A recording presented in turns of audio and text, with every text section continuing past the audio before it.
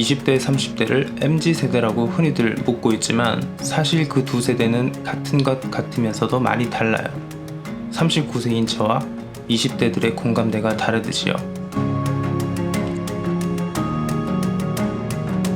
자동차 시장 역시 마찬가지더라고요. 비슷한 듯 보이지만 사실 자세히 들여다보면 많이 달라요.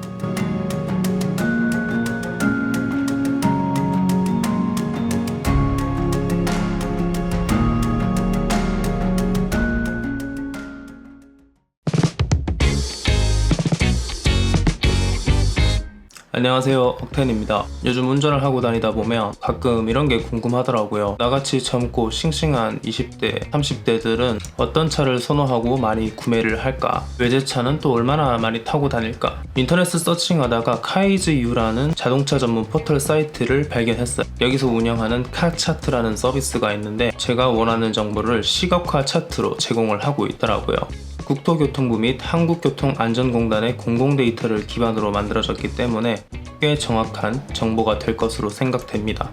데이터 기준은 신차 등록 기준이기 때문에 중고차 매매 기록은 빠져있을 거라고 생각이 되고요. 그럼 오늘은 G세대인 20대 자동차 구매 순위를 한번 같이 알아보시죠. XM3입니다. 이게 세대 차인지는 모르겠는데 XM3가 왜 10이나 하는 거지? 사실 제가 르노 삼성차에 그렇게 관심이 없기도 했고 그리고 자동차를 좀 둘러봤는데 이래서 20대한테 먹혔구나 이런 게 있었어. 일단 디자인이 예뻐요. 특히 르노 삼성차들 앞모습을 보면 저는 항상 예쁘다고 생각을 했었기 때문에 예쁜 만큼 이 차는 여성 운전자 구매 비율도 제법 많이 높은 편이고요. 거기에 동급 대비 큰 공간감, 괜찮은 구성의 인테리어가 한몫하지 않았을까. 그 다음은 가성비, 가격은 깡통 기준 1,700만원대부터 시작을 해서 풀옵션 가격은 2,800만원대예요. 타사 동급 대비 소형 SUV에 비해서는 좀 저렴한 편이죠. 흔하지 않은 브랜드 감성, 현기차처럼 흔한 느낌을 싫어하는 20대라면 더욱 매력을 느낄 수 있을 것 같아요. 제가 인상 깊었던 부분은 디지털 계기판이라든지 큰 내비게이션 화면 그리고 앰비언트 라이트까지 제법 부분적으로 꽤 신경을 쓴 부분이 보이더라고요. 가성비적인 부분에서 상품성이 좋은 차량이 아니었을까 생각이 듭니다. 9위는 트레일블레이저.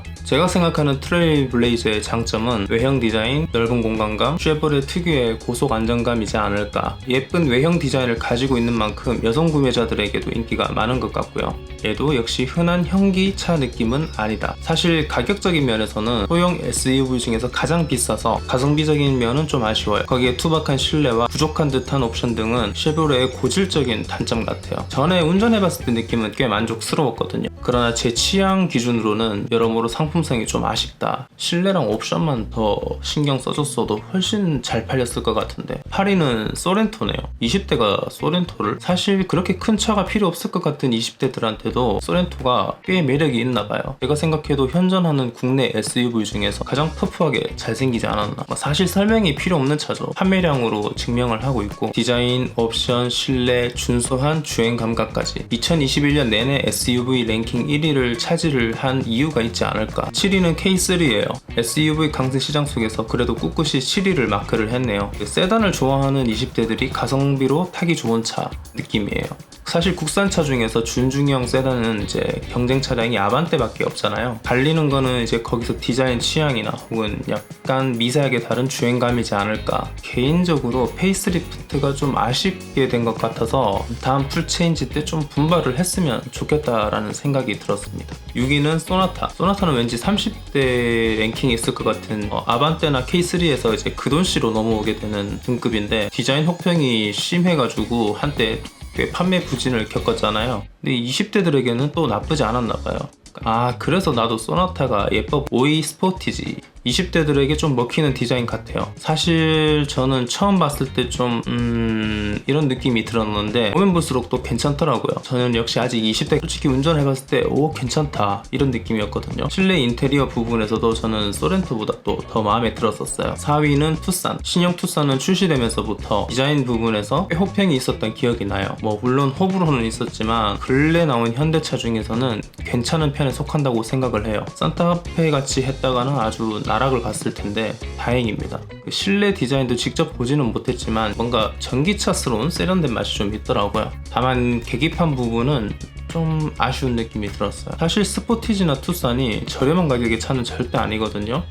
확실히 20대들의 구매력이 많이 올라왔구나 이런 생각이 드는. 3위는 셀토스. 그 셀토스를 제가 처음 봤을 때는 제 소렌토 아니야?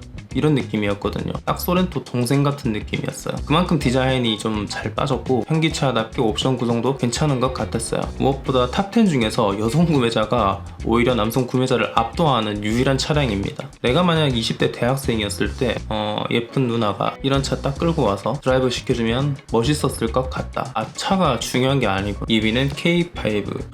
역시 내 차. 사실 순위가 높을 거라고 생각은 했었는데 2위나 될지는 몰랐어요. 중형 차이기도 하고 20대 기준으로는 가격대가 꽤 있다고 생각을 했었기 때문에. 하지만 가격을 뛰어넘어서 그 돈씨를 하게 만드는 매력이 있죠. 제일 큰 부분은 디자인이 아닐까 생각을 합니다. 젊은이들이 좋아할 만한 스포티한 이미지, 스포츠 세단 같은 외형은 20대의 젊은 남자들의 마음을 사로잡기에 충분했던 것 같습니다. 하긴 요즘 투싼이나 스포티지를 사는 20대 구매층이라면 K5도 충분히 고려해볼 수 있겠다라는 생각이 드네요. 1위는 여러분들이 생각하시는 그 차, 아반떼입니다. 이번 아반떼가 풀옵 기준으로 너무 비싸다. 옵션을 하나하나 얹다 보면 결국 풀옵션으로 갈 수밖에 없다. 이래저래 말이 많았던 차잖아요. 결국 판매량으로 상품성을 인정받았다. 사실 가격이 올라가는 부분은 어쩔 수 없는 것 같아요. 지금 아반떼 옵션 구성들을 보면은 예전에 고급차에 들어가 있던 옵션들이 많이 들어가 있어요. 메모리 시트나 여러가지 전자장비, 안전장비들이 다 들어가 있기 때문에 그래서 비용이 더 올라갈 수밖에 없지 않을까. 세련된 디자인도 역시 한몫을 했죠. 예전에 그 삼각대는 좀 선 넘었지. 지금도 도로에 다니는 아반떼들 보면 정말 예쁜 것 같아요. SUV의 아성을 뛰어넘어서 세단으로 1위를 차지한 것, 지금 20대 소비자들의 욕구를 충족했다는 방증이라고 생각을 합니다. 20대들은 뭔가 예쁘면서도 특이한 차들, 유니크한 차들을 좋아할 거라고 생각을 했었어요. 하지만 사실 실용적인 측면도 상당히 많이 고려한다는 걸 느꼈어요. XM3나 트레일 블레이저처럼 유니크하면서 예쁜 차를 선택한 20대들도 많지만 현기차 구매 비중이 높은 것만 봐도 실용성 측에 더 무게를 둔 것 같아요. 사실 현기차가 서비스 접근성도 좋고 각종 수리비나 유지비도 저렴한 편이잖아요. 옵션별로 가격대 선택폭이 다양하고 넓다는 것, 그리고 차를 잘 모르는 사람도 뭔가 접근하기 편한 브랜드이기도 하고요. 트렌디한 디자인도 한몫했다고 생각을 합니다.